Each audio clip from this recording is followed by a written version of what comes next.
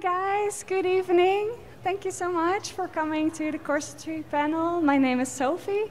I am one half of Team Paraluna, and my other half is over there. That's Liza.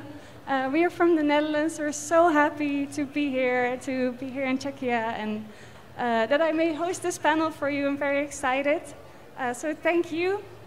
One small little disclaimer. Unfortunately, the airlines ate our luggage and our costume and have thus far refused to give them back. So this is me, I promise. I'm sorry for my attire.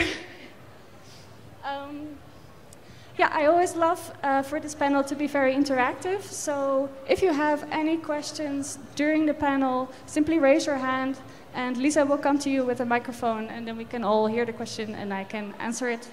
Or if there's anything else, if you don't understand or if I'm talking too fast, just let me know.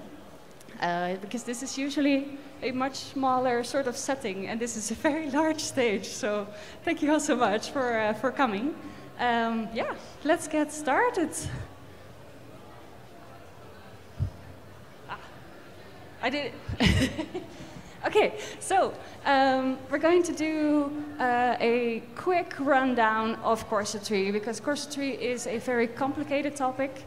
There is so much that goes in, there's so much history about it, and I only have 1 hour. So I will give you sort of a quick rundown where it comes from, how to use it in cosplay, how to wear it safely, and to sort of give you a sort of practical introduction to corsetry that you can get to work with, and if you want to know more, I will also give you resources to do so.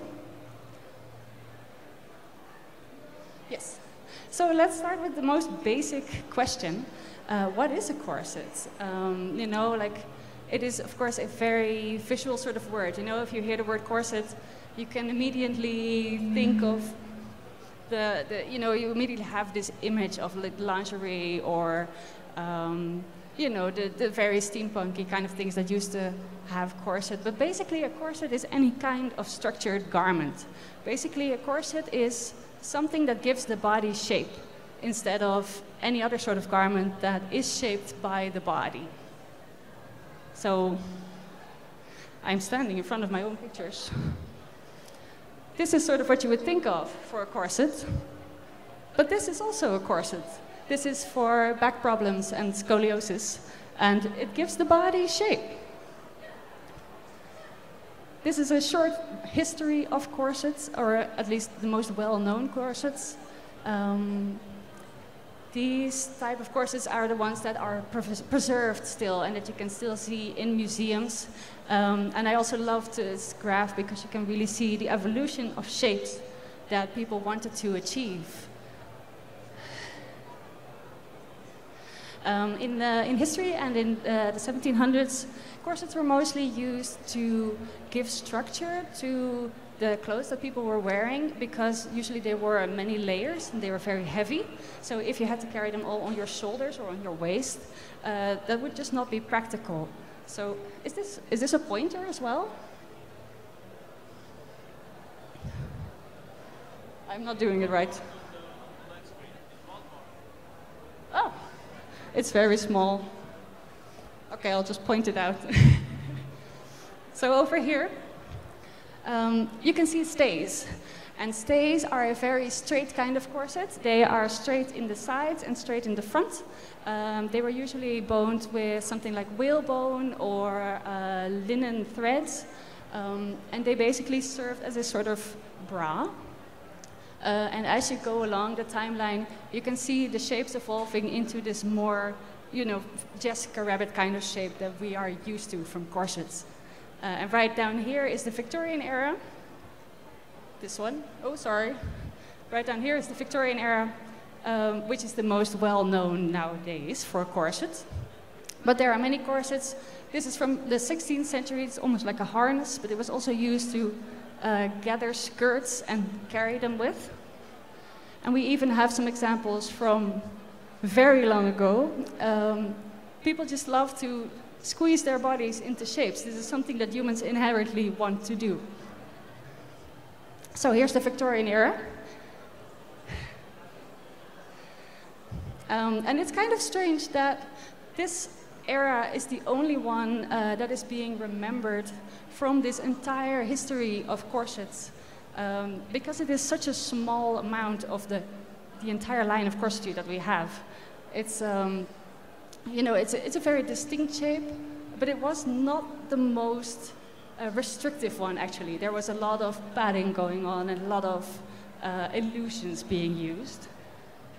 But it's kind of like if somebody in 200 years said, oh, all music was listened to on a Discman and nothing else. That is the part of history that we remember of corsets. So there were also corsets for men. As I said, corsets were used to give the body a certain shape, and what that shape was or what was achieved really depends on the fashion of the time. It usually is about elongating the lines of the body. So if you have a body here, it is about elongating the lines that we aesthetically find beautiful. But even that differed in certain eras. And you know, you have some nice examples of things that we want to emphasize with corsets. For practical reasons, if you want to do sort of like a male silhouette, the Edwardian corsets had very straight lines both in the sides and in the front. So if you're going to crossplay, for instance, from female to male, if you want to bind down your breasts, Edwardian corsets are a really good place to start because they have a very straight front. It will give you sort of a masculine chest. But on the other hand, like, it's 2023, do whatever you want, you know? So, now to the fun part. How do we make one of these things? A corset is inherently, how do I explain this? A corset is mostly made up of two parts. First part is the shape, and the second part is the structure. So that is what gives the corset its strength. And then you have, with your waist tape, your busks, and your comets, is how to get this corset onto your body. And basically, in most corsets, you will see that they are made out of 3 layers, though it is possible to make them out of 2 or even 1, depending on how you want to do it. But usually you will see that the top layer is the layer that you're going to see, so it might have the color that you want, the pattern that you want, the special fabric that you want, maybe a beautiful silk or a pleather or a brocade. In the middle will be the strength layer. This is the layer that will give the corset shape, and it's also always made of a very sturdy fabric, something that doesn't stretch and something that will hold your boning into the right position. And then your lining is your comfort layer. Because it will be very tight to your body, you want to have a fabric that is breathable, that won't chafe you, that is soft. You know, just because you will be wearing it for an extended amount of time. And this sort of elaborates on that. You can see in the pictures here, this is coutil. Coutil is a very tight weave, and it can be either cotton or linen. And you will, if you hold it, it's almost like a sail. If you've ever been sailing, you know, it's this very thick, very stiff cloth. And if you put your boning on there, you will see that it will hold its shape by itself. This corset right here is only coutil, it's 1 layer, and it holds its shape because it is so stiff. There is no boning in here, by the way. These are just the channels.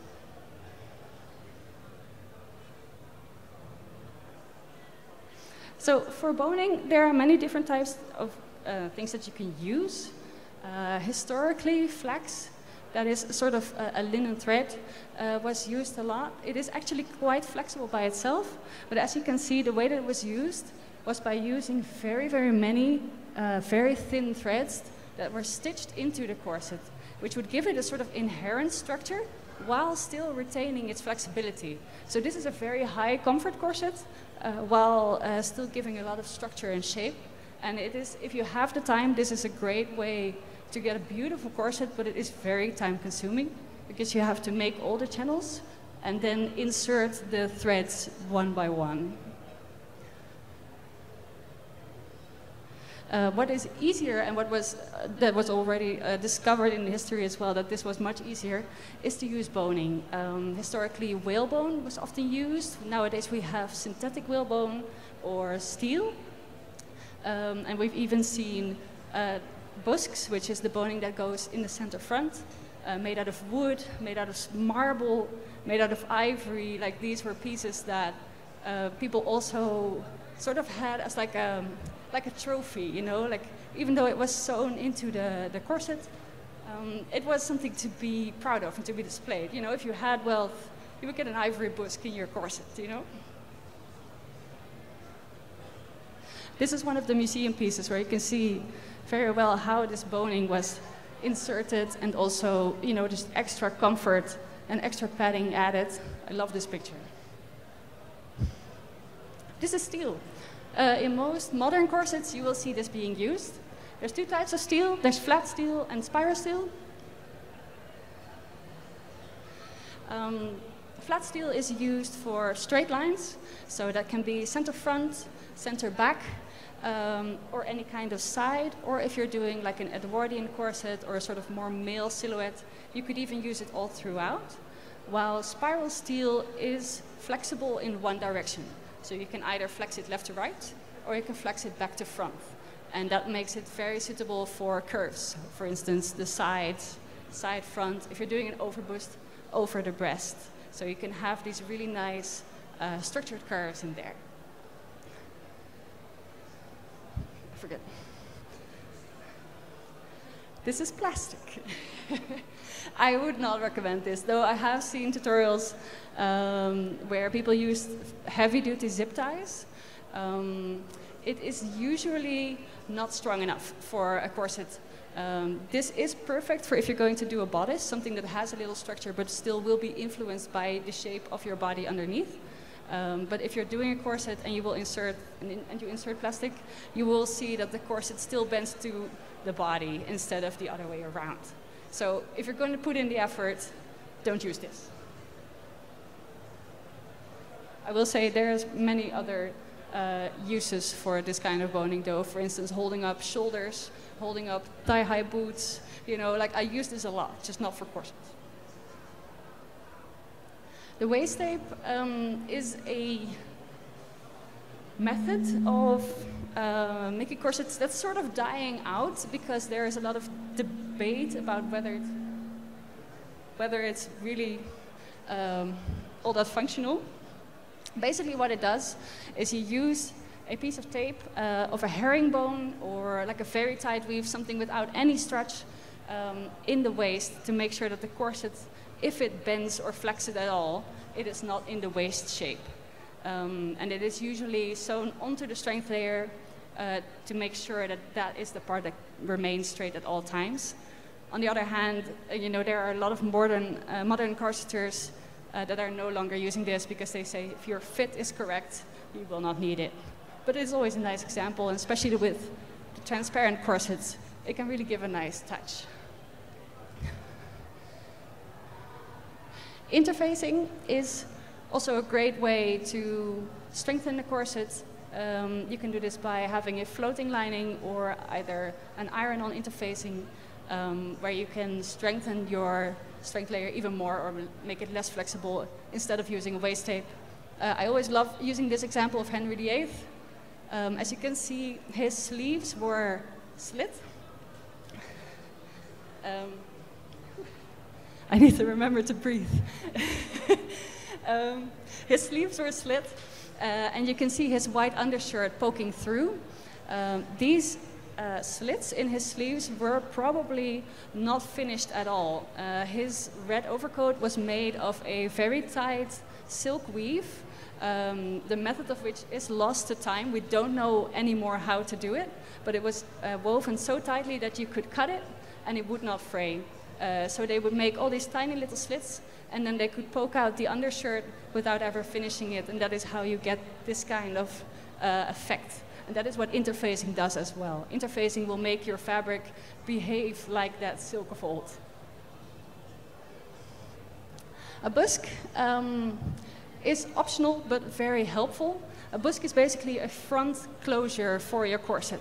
Most corsets will have lacing at the back, but if you don't have another person to help you, it might be difficult to lace yourself, or if you want to get in and out very quickly, this is the way to go. It is basically buttons that snap over each other. And you will see them a lot in modern corsets. You have them in various designs and styles. They can be very baroque, they can be very industrial, and they can really add a nice touch to your corset as well.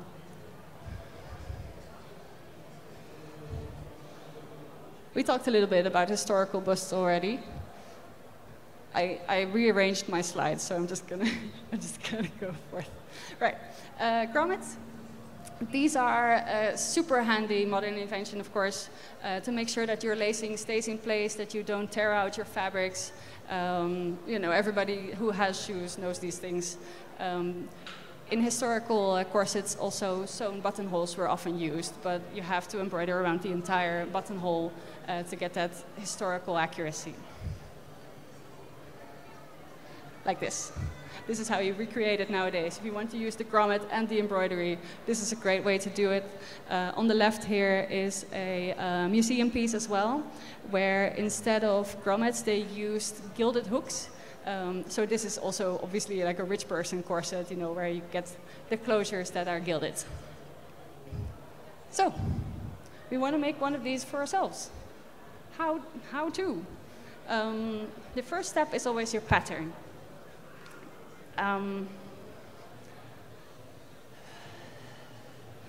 Corsets need to fit. That is the most important thing.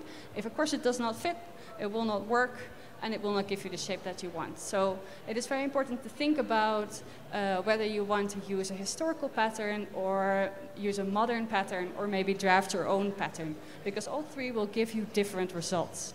If you're going for a historical look, you might want to get a historical pattern, but oftentimes these historical patterns are made for people that are, you know, like 10% smaller in every dimension than us. And also the instructions might be complicated if they're in ye olde English or even in other languages.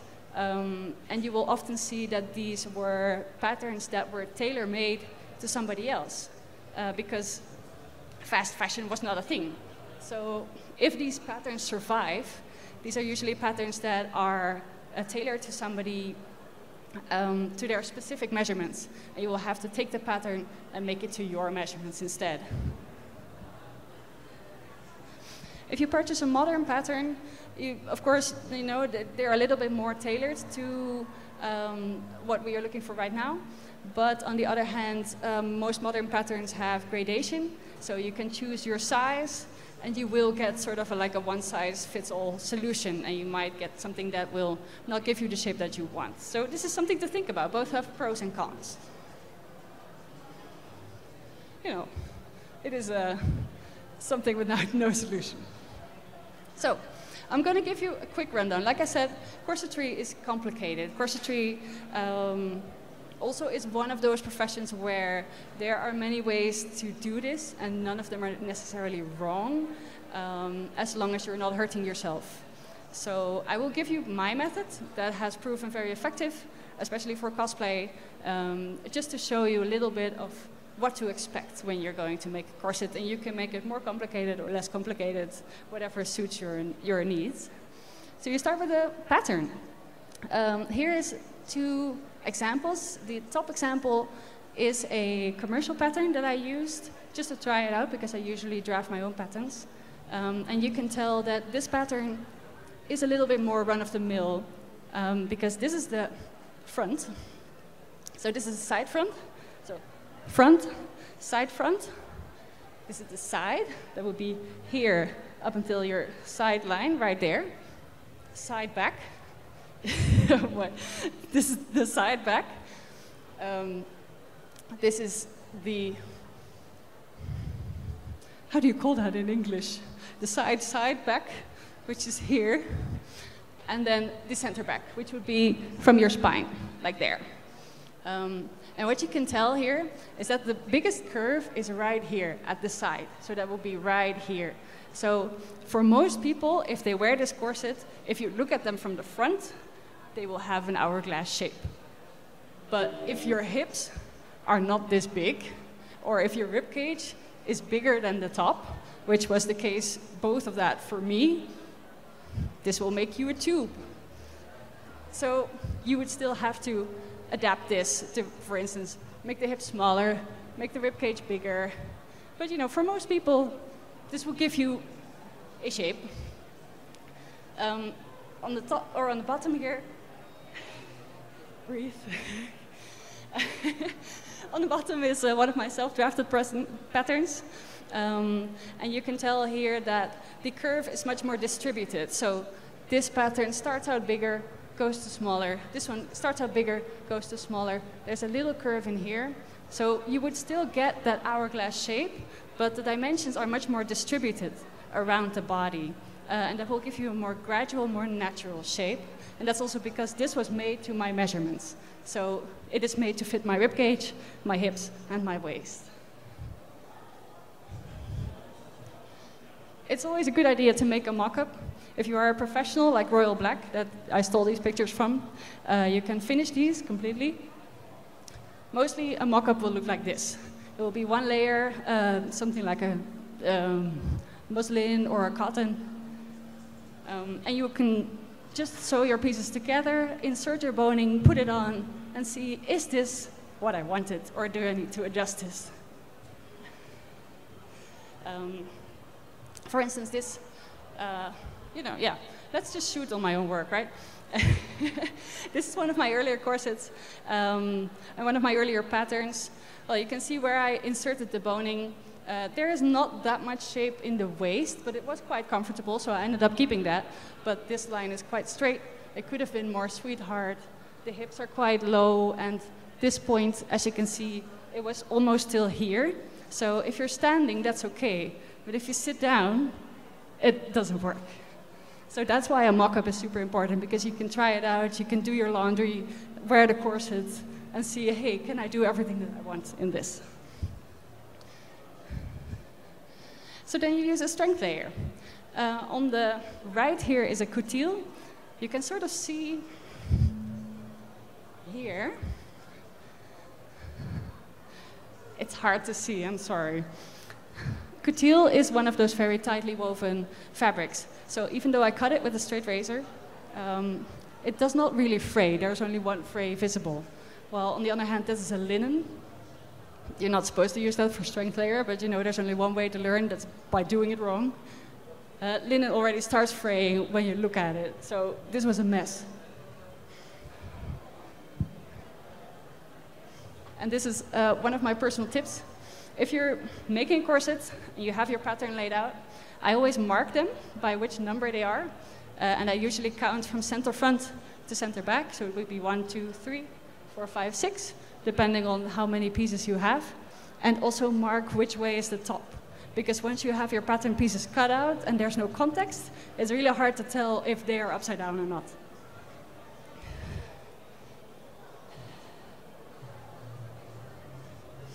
So you sew your pieces together, and like I said before, this is coutil. If your pattern has a proper shape, it will not lie flat. This is always the test that I tell everybody when they make their first pattern. Sew it together, try to lay it flat. If both your bust line, your waistline, and your hip line can lay flat, it is a tube. You have to somehow get some shape into there.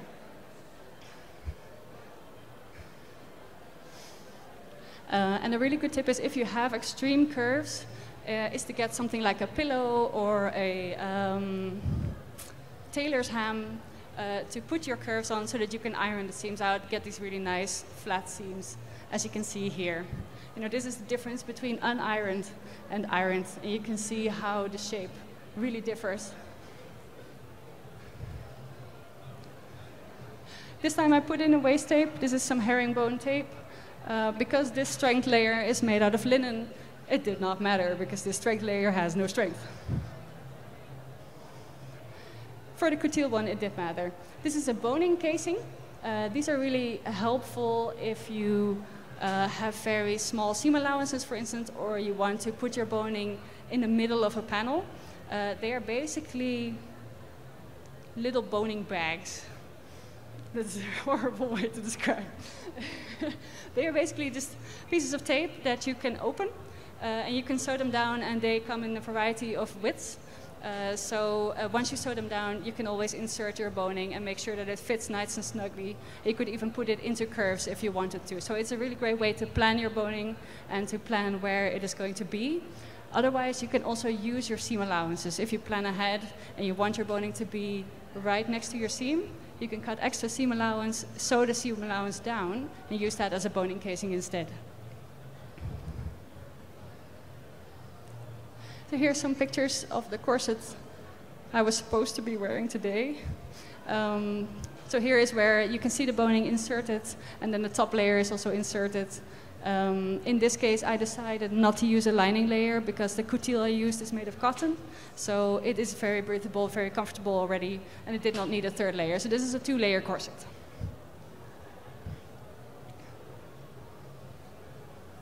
Here's some boning that we inserted.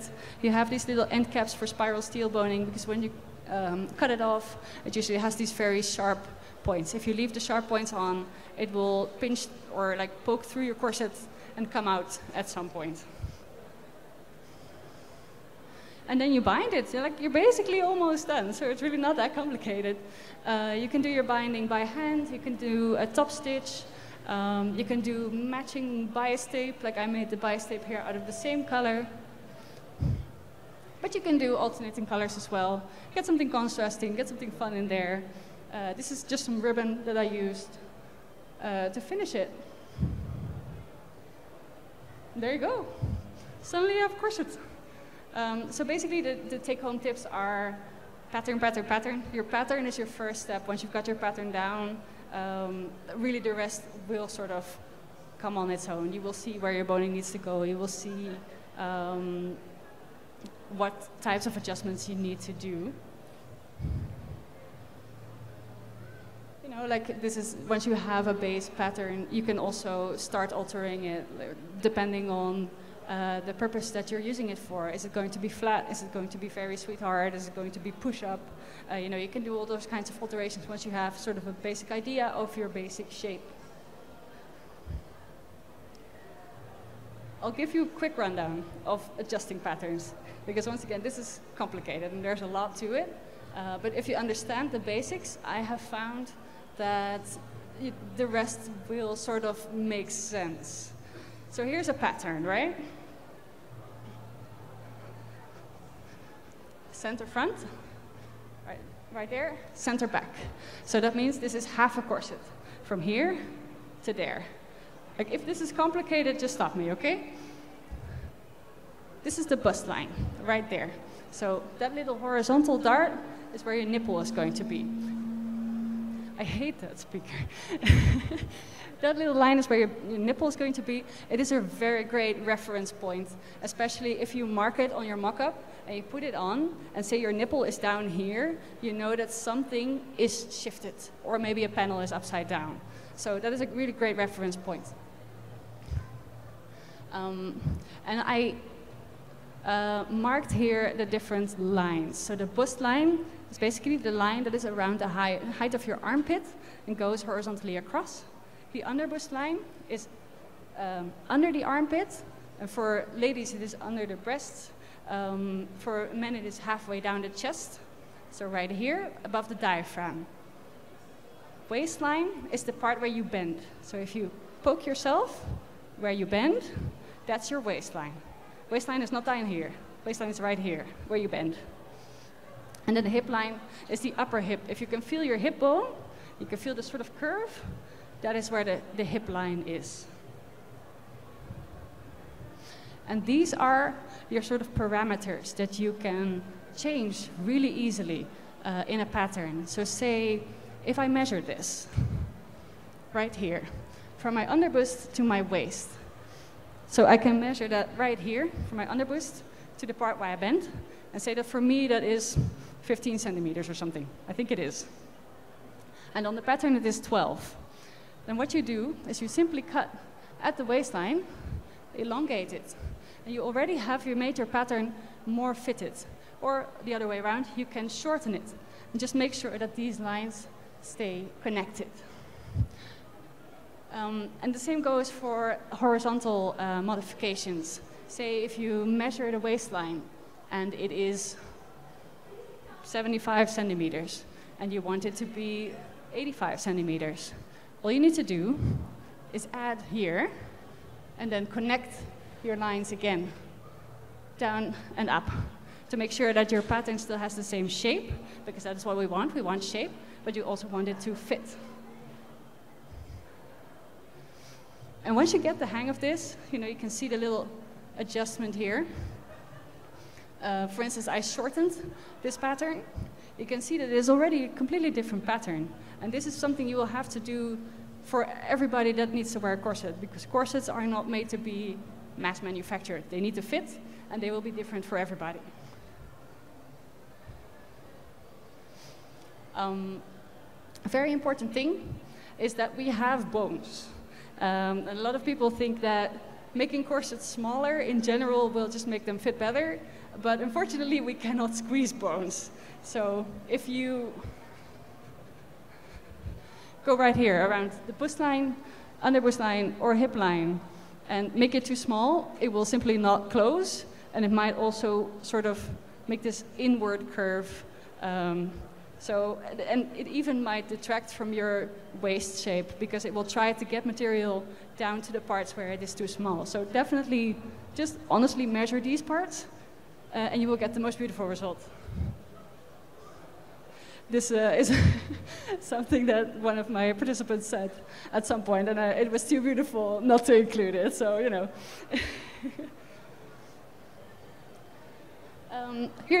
I once again stole this from Royal Black. This is a beautiful example of how to adjust a base pattern as well for more extravagant shapes. So once you have your base pattern that fits, you can start playing with the shapes, make things smaller, make things bigger, extend lines to see how far you can go. So okay, we got a corset. How do I put it on? Who can tell me what's wrong with this? I just heard I can award points. Who can tell me what's wrong with this? Because this happens in Hollywood all the time. Yeah, we got one.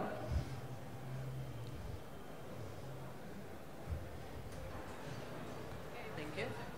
So the problem is you are wearing nothing under the corset. You have right under your skin. That is true. You can do that. It might not always be comfortable, but it is even more basic than that. I see it here, right here. Yes, you get a point. All of these are upside down.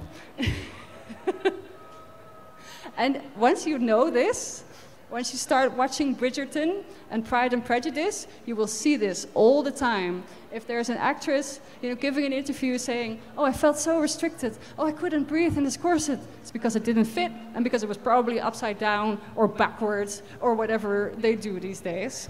You will see this a lot. I have infected all of you now. You will not unsee it anymore. So, I've said it a few times, but I'm going to say it again. First rule of wearing a corset, it needs to be comfortable. If you are hurting yourself, if you are restricting yourself, if you can't breathe, if you can't eat, it doesn't fit, and you need to take it off. There we go. Please, this is important. Bernadette Banner, I literally put this in right before we left because she made a beautiful video about this. In most historical corsetry, there was a lot of illusion being used. So while the corset was restrictive, maybe 1 or 2 centimeters in the waist, it was made to fit, and it had a lot of movement. And they would use illusion like padding or petticoats or skirts over skirts, ruffles, to sort of get the illusion of this shape. And she demonstrates here beautifully that a corset is supposed to be comfortable. She can fit her whole hand down because this is not something that is like supposed to be restricting your breathing or your ribs. And definitely look her up because she's great. She has so much useful information. So, but we are cosplayers. We don't always have the room to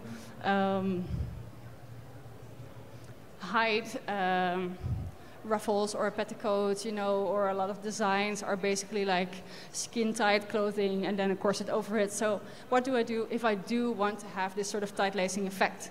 Well, like I said, it takes getting used to. It will feel a little bit restrictive at first, but once again, there is like this sort of range in what is acceptable and what isn't.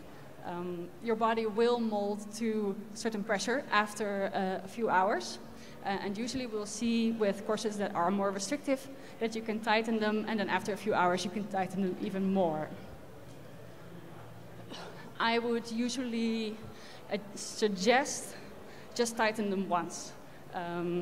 If they are fitted correctly and you will have a gap in the back, that is the most shape that you can get. You can get it even tighter, but you will be hurting yourself. You might get bruises, you might be uncomfortable.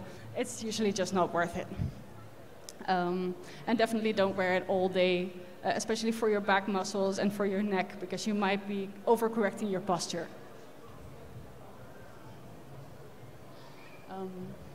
Breaking in a corset is an older practice where corsets were steamed on a metal mannequin to sort of replicate the exposure to body heat and moisture for an extended amount of time, which made them a little bit more flexible. Honestly, obviously that method has also been lost to time, so you need to break in a corset as well. And that is why I say start slow, get used to it, wear it for a few hours at first before you start wearing it all day. And then there's lacing. There are many ways to lace a corset. There are ways to lace a corset that is decorative. There are ways to lace a corset that is mostly functional. This is the most used one. This is the rabbit ears. If you're going to do a corset that has the most shape in the waist, it is basically the method of lacing it down, leaving a gap right at the waistline, and then lacing it down again, tying it off, and then you pull these loops and you really pull them so you get the most pressure on the waist. So even if your corset is not overly restrictive, you will get the most tension at the waist and therefore the most shape. Like this. So, if you're excited and you want to learn more, Corsets and Crinolines is an older book, but it is great. It has a lot of historical patterns as well. Here, I'll step aside so you can take a picture. It has a lot of historical patterns. There are also intensely amusing texts in there about how you need to put on your makeup before you can start sewing, so that if your husband comes home and he sees you working on your corset, that you look pretty. So it is fun to read that. Patterns of fashion. There are 5 volumes now. There's all kinds of patterns in there. It's from bustles to crinolines to corsets to bonnets, all kinds of historical fashion that you might want. So definitely advise that as well. Foundations Revealed and Your Wardrobe Unlocked are online resources. Part of them are free. Some of it is behind a paywall, but already the free resources are great. And they have a full guide to drafting your own corset patterns as well, which I would recommend trying out at least once. And then there's Royal Black on Patreon, who I already referenced a couple times. She's also on Instagram. She's a corseter and she makes amazing things, so definitely check her out as well. Questions? And I see 10 minutes. Oh, this is great timing. Are there any questions? Is there anything I can help with? Yes, over there.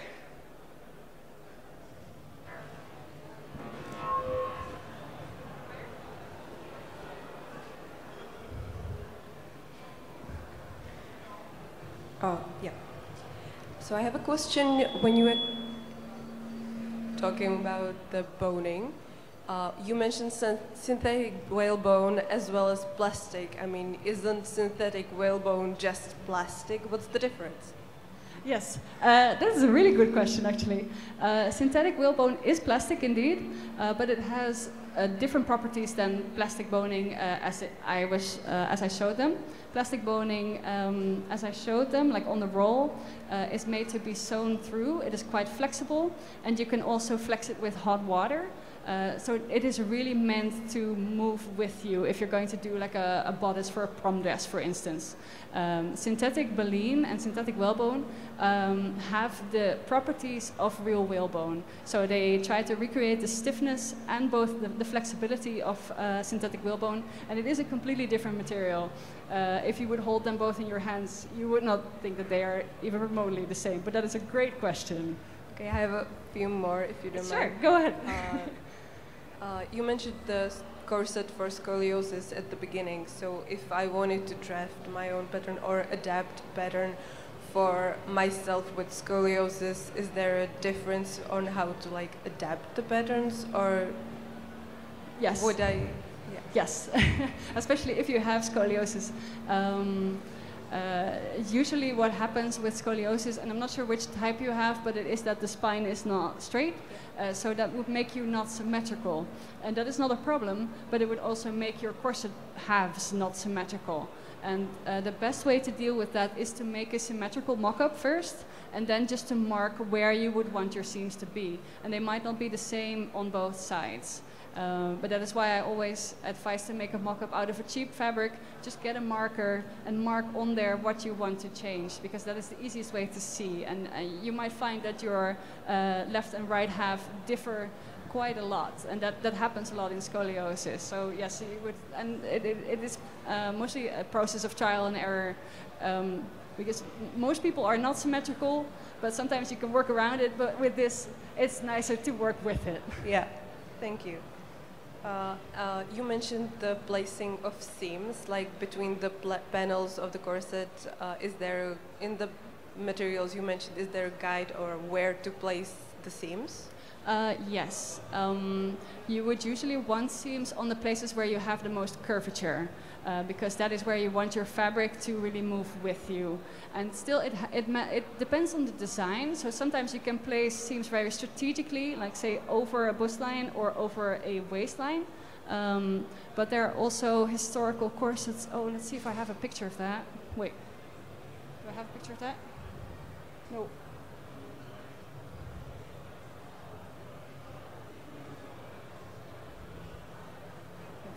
This? No. I will use Bernadette. What sometimes happens is that instead of extending a line over a hip, they would use a sort of hip pad. So the curve would go up until the upper hip, and then you would get a curve like this. Yeah, I've seen the video of her making that. Yes, and so it depends on your design, but you need to work with your material, and like your fabric is not made to go around you in one shape, so you need to place the seams where you want to have the most curvature. Thank you. You're welcome.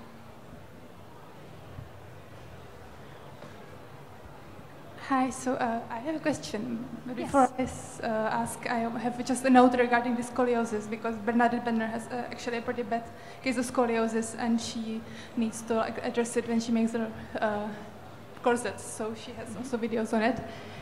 I have a question regarding the padding. Like, if you want to add the padding to the hips, do you also sew it into the corset, or is it like a separate piece you make, or? And how do you make it? What do you use to do the padding? There are different ways to do padding.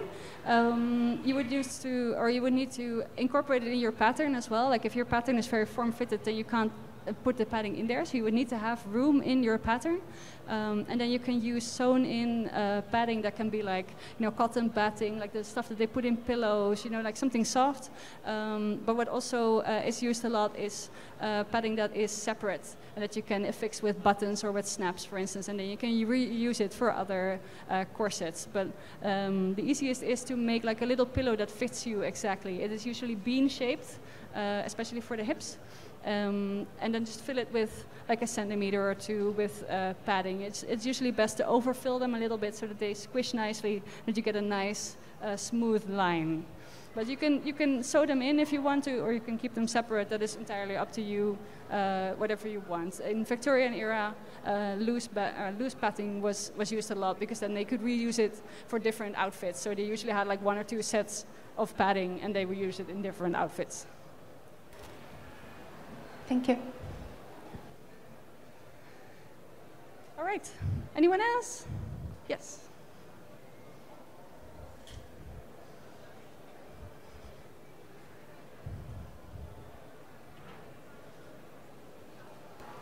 Hi, I wanted to ask,